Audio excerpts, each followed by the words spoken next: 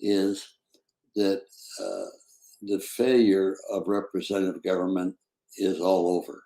All you got to do is look around. Sure. It's self-evident. And the barrier to applying the changes that are recommended in the book is the Constitution itself. You know, we have such a hubristic reverence for the Constitution. Well, that's the wrong document. We need that reverence for the Declaration of Independence. It's the Declaration of Independence that had the moral character to go ahead and state that all human beings are created equal. Boy, that's not what the Constitution says. And in addition to that, the Declaration of Independence points out very accurately that the people have a right to change their government.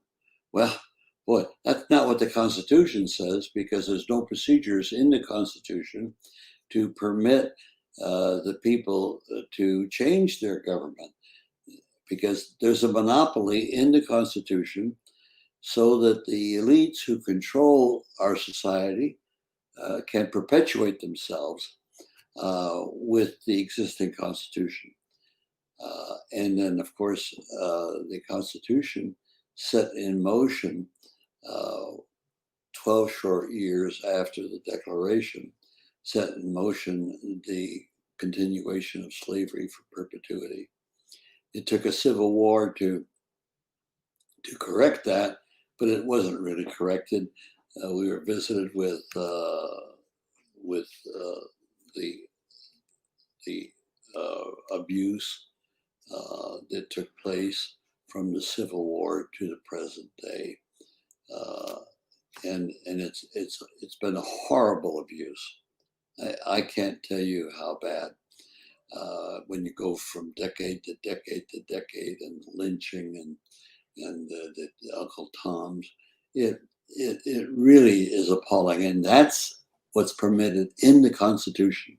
So little wonder we wake up today and the issue of Black Lives Matter is before us. Of course, Black Lives matter. All lives matter.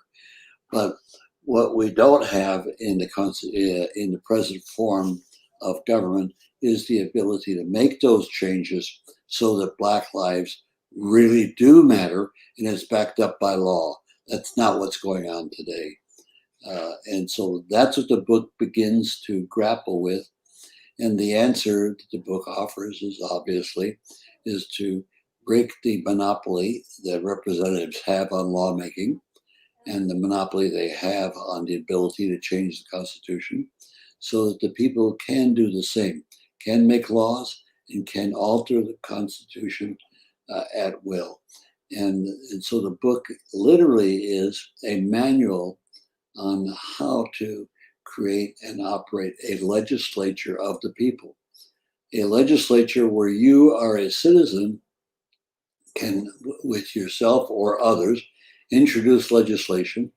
It is deliberatively processed in the the people's legislature, and at the proper time, and it's processed in a way that far exceeds the existing processing that takes place in representative government. We have an appalling system that we think is great, and yet it's not. It's far from it. But we do set up a process that is great and is totally visible to all citizens on every single detail of the legislative process. And then when it comes time to vote on the issue, we have a process where we, for 1 week, in any location in the world, an American citizen can vote for a federal law, a state law, and a local law. That's what's put forth in detail in this book.